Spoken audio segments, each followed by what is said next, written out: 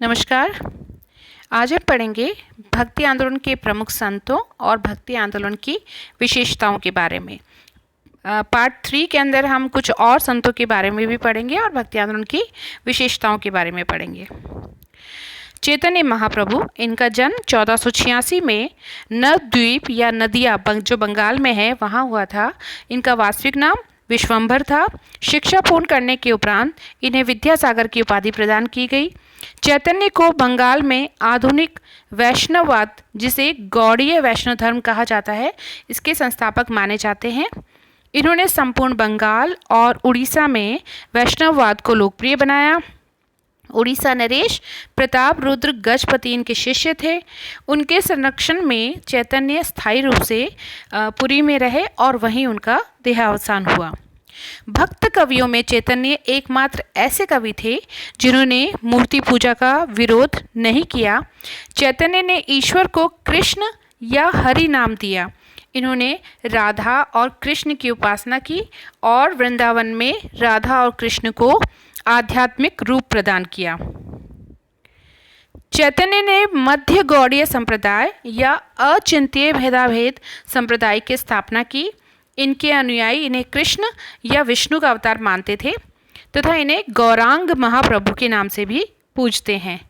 चैतन्य ने भक्ति तथा प्रेम के माध्यम से ही ईश्वर को प्राप्त करने का मार्ग बताया।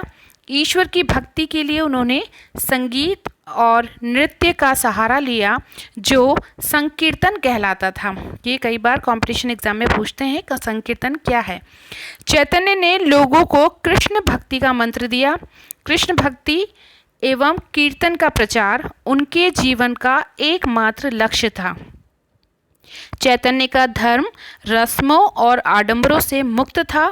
उन्होंने परमात्मा में पूर्ण आस्था रखने का उपदेश दिया। उनकी उपासना का स्वरूप प्रेम, भक्ति, कीर्तन और नृत्य था। कबीर के जन्म के संबंध में बहुत सारी किंवदंतियां हैं, इसलिए इनकी जाति और जन्म के बारे में निश्चय पूर्वक कुछ नहीं कहा जा सकता। कबीर का जो लालन पालन है वो एक नीरू नामक मुसलमान जुलाहा था, उन्होंने किया। उनकी पत्नी का नाम लोई था, पुत्र का नाम कमाल और पुत्री का नाम कमाली था। कबीर पैतृक व्यवसाय करते हुए साधु संतों की सेवा करते थे और उनसे ज्ञान प्राप्त किया करते थे। चूँकि ये अनपढ़ थे, लेकिन उनमें ज्ञान प्राप्ति की जो थी उत्कंठा वो बहुत तीव्र थी। कबीर के विचारों से ज्ञात होता है कि उन्हें हिंदू मुस्लिम दोनों के धर्म ग्रंथों का ज्ञान था। और कबीर रामानंद के शिष्य थे। ये कई बार पूछते हैं कंपटीशन में कि कबीर किसके शिष्य थे, तो कबीर रामानंद के शिष्य थे।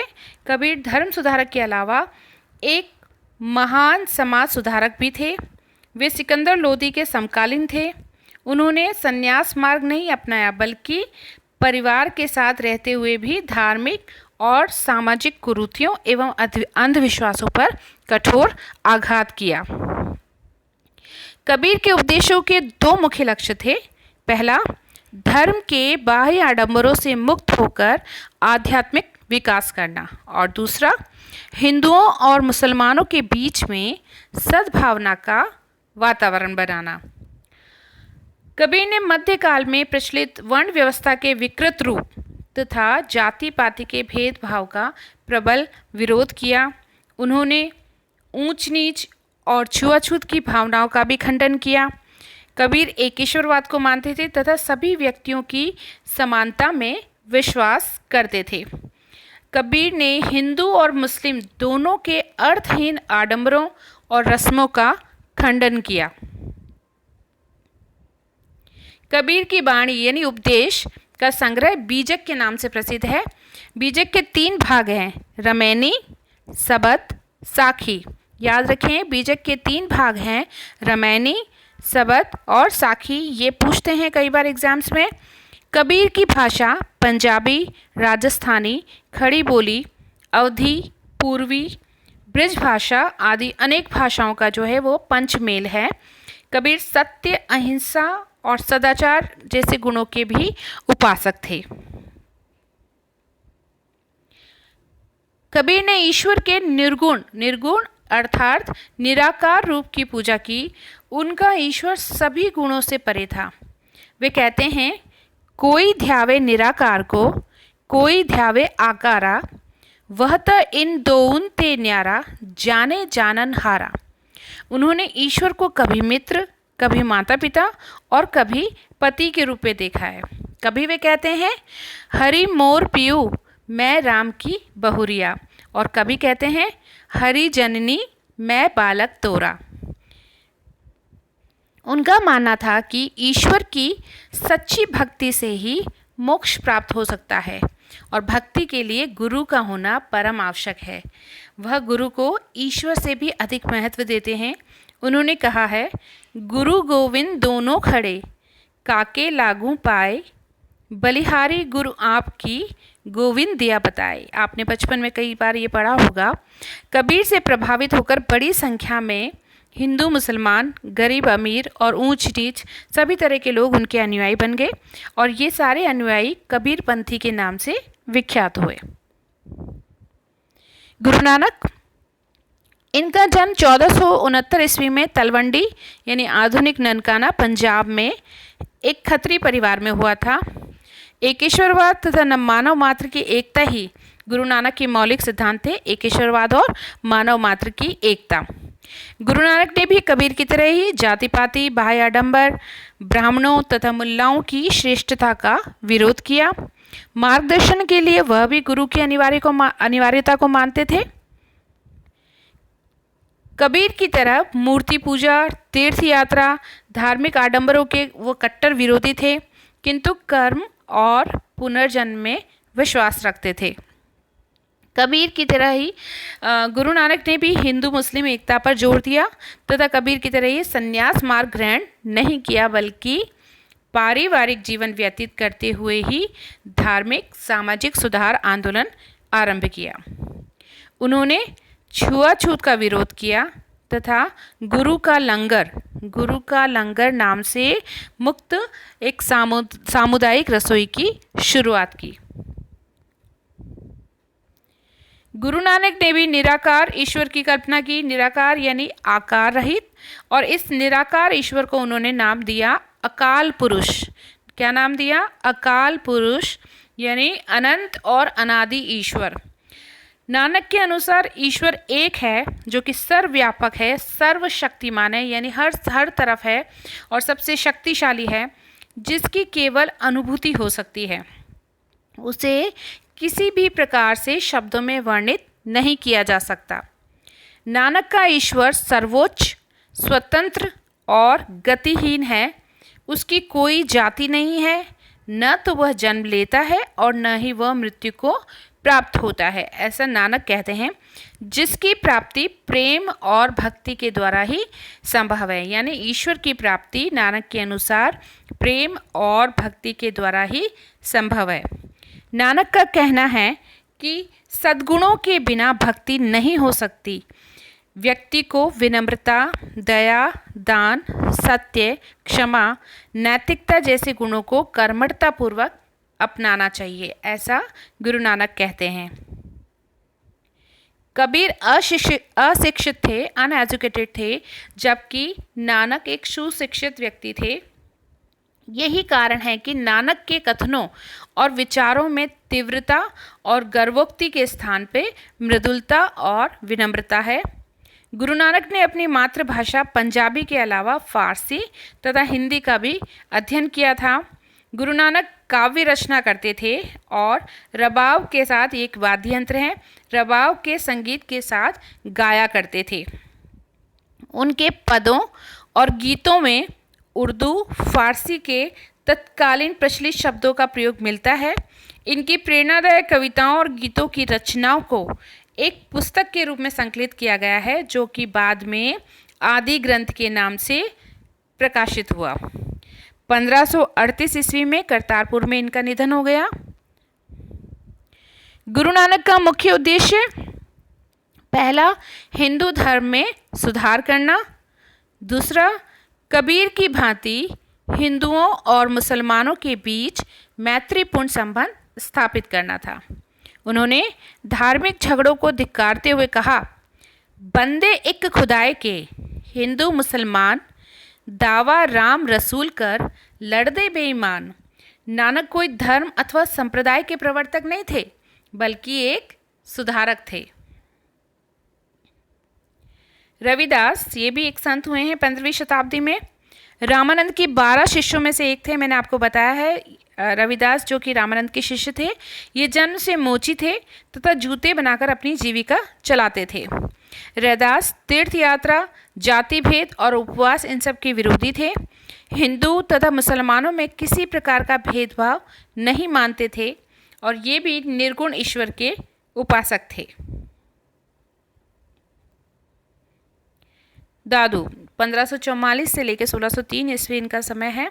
जन्म इनका अहमदाबाद में हुआ, एक जुलाहा के यहाँ पे हुआ था।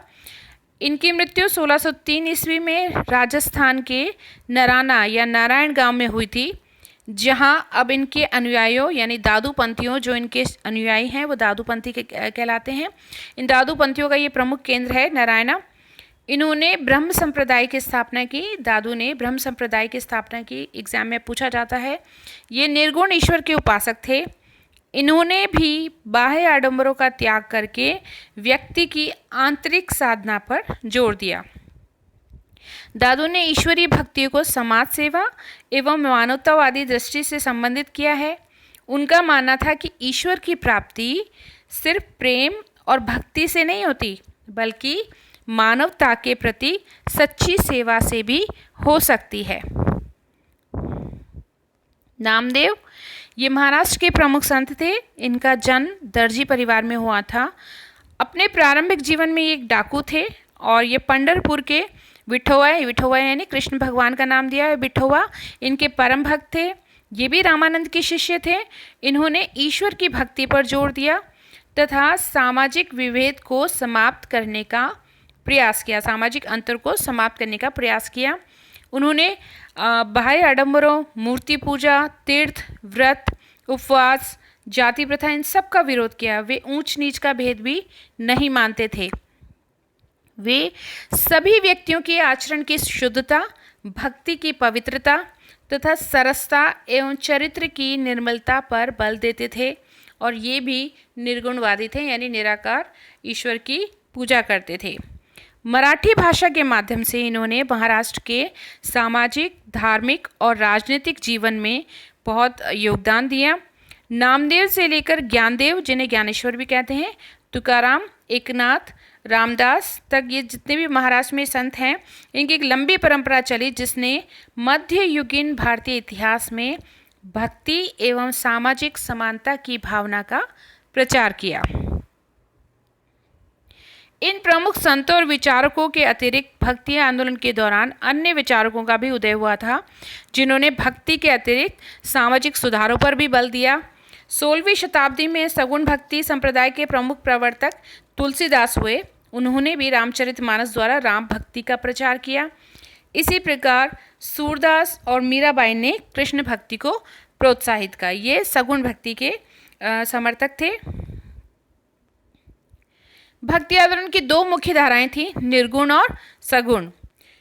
जो निर्गुणवादी जो थे वो निराकार प्रभु की सर्वोच्चता में विश्वास रखते थे, जबकि सगुण परंपरा वाले राम या कृष्ण को अपना आराध्य देव मानते थे।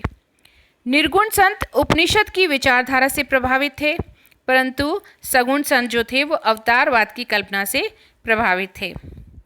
निर्गुण संतों ने बाह्य साधना पर अधिक जोर दिया, जबकि सगुण परंपरा वालों ने मूर्ति पूजा, अवतारवाद, कीर्तन, उपासना को प्रोत्साहन दिया। निर्गुण संत अपने विचारों में बहुत अधिक प्रगतिशील थे। उन लोगों ने ईश्वर की एकता के आधार पर हिंदुओं, मुसलमानों में एकता और समानता स्थापित करने का प्रयास किया। निर्गुण भक्ति आंदोलन का उदय ब्राह्मणों के जातिगत एवं कर्म कांडों आधिपत्यों तथा ज्ञान मार्गियों की शुष्क और नीरस तार्किकता के विरुद्ध विद्रोह की भावना से हुआ था। निर्गुण भक्ति आंदोलन जो हुआ था वो ब्राह्मणों के जातिगत एवं कर्मकांडी आधिपत्य तथा ज्ञान मार्गियों की शुष्क और नीरस तार्किकता के विरुद्ध विद्रोह की भावना से हुआ था। निर्गुणवादियों का जो प्रभाव है वो सगुणवादियों की अपेक्षा व्यापक पड़ा। यह आंदोलन कोई सामाजिक, धार्मिक और आर्थिक क्रांति तो नहीं ला सका, परंतु इसने एक नई विचारधारा का प्रतिपादन अवश्य किया। प्रोफेसर रानाडे कहते हैं कि भक्ति आंदोलन ने भक्ति के प्रति आस्था, लोक भाषाओं में साहित्य रचना, हिंदू मुस्लिम सहयोग एवं सहिष्णुता, जाति बंधन की शिथिलता तथा विचार और कर्म के स्तर पर सामाजिक उन्नयन का मार्ग प्रशस्त किया। भक्ति आंदोलन की विशेषताएं क्या रही? पहला रहा, भक्ति की धारणा का अर्थ एकेश्वर के प्रति सच्ची निष्ठा है। भक्ति क्या है? एकेश्वर के प्रति सच्ची निष्ठा है। भक्ति की आराधना का उद्देश्य मुक्ति के लिए ईश्वर की कृपा प्राप्त करना है। दूसरी विशेषता, सभी संतों ने बाह्य आडंबरों तथा कर्म कांड का विरोध किया। उनका मानना था कि मोक्ष प्राप्ति के लिए व्यक्ति को आचरण तथा चरित्र की शुद्धता पर ध्यान देना चाहिए और ईश्वर की भक्ति करनी चाहिए। तीसरी विशेषता, भक्ति आंदोलन मुख्यतः एकेश्वरवादी पंथ था और भक्त एक ही ईश्वर की उपासना करते थे, जो या तो सगुण रूप में हो सकता था या निर्गुण रूप में हो सकता था। सगुणोपासक वैष्णव के रूप में प्रसिद्ध थे। जो सगुण भक्ति को मानते थे वो वैष्णव के रूप में प्रसिद्ध थे और कृष्ण मार्गी और राम मार्गी दो शाखाओं में विभाजित थे। जो वैष्णव थे वो कृष्ण मार्गी और राम मार्गी दो शाखाओं में विभाजित थे। इनके आराध्य जो देव थे वो राम और कृष्ण दोनों ही जो थे वो विष्णु के अवतार थे। निर्गुण परंपरा वाले मूर्ति पूजा को नहीं मानते थे। उनका मानना था कि ईश्वर सर्वव्यापी है तथा प्रत्येक व्यक्ति के हृदय में निवास करता है। चौथी विशेषता, दार्शनिक दृष्टि से सगुण और निर्गुण दोनों अद्वैत के औपनिषदिक दर्शन में विश्वास करते थे, जिनमें विभिन्न भक्ति संतों ने कई सारे भेद सुझाए थे। पांचवा, उत्तर तथा दक्षिण भारत के भक्ति संत ज्ञान को भक्ति का एक तत्व मानते थे। चूंकि यह ज्ञान किसी गुरु के माध्यम से प्राप्त किया जा सकता था, इसलिए भक्ति आंदोलन में गुरु के महत्व पर विशेष जोर दिया गया है। छठा विशेषता है भक्ति आंदोलन की कि भक्ति आंदोलन समतावादी आंदोलन था, जिसने जाति या धर्म पर आधारित भेदभाव का पूर्णतया निषेध किया। भक्ति आंदोलन के संत सामाजिक एकता, मन, चरित्र तथा आत्मा की पवित्रता के समर्थक थे। भक्ति के द्वार निम्न वर्गों तथा अछूतों के लिए भी उन्होंने खोल दिए थे और भक्ति आंदोलन के बहुत से ऐसे संत जो थे वो निम्न वर्ग से ही थे। भक्ति आंदोलन ने पुरोहित वर्ग के प्रभुत्व तथा कर्मकांडों की निंदा की। भक्ति संतों के अनुसार व्यक्ति निष्ठा और व्यक्तिगत प्रयास से ईश्वर की अनुभूति कर सकता है, ये ऐसा भक्ति संत कहते थे। भक्ति आंदोलन में यज्ञ तथा दैनिक कर्मकांडों के लिए कोई स्थान नहीं था। भक्ति आंदोलन के अधिकांश संतों ने निवृत्ति मार्ग का विरोध किया। उनके अनुसार भक्ति के लिए घर गृहस्थी छोड़कर सन्यासी होना आवश्यक नहीं था। इस संसार में रहते हुए और अपने सांसारिक कर्तव्यों को पूरा करते हुए भी ईश्वर की प्राप्ति की जा सकती है। भक्ति संतों ने जन साधारण की सामान्य भाषा में उपदेश दिया और इसीलिए आधुनिक भारतीय भाषाओं जैसे हिंदी, मराठी, बंगाली और गुजराती के विकास में भी बहुत योगदान दिया।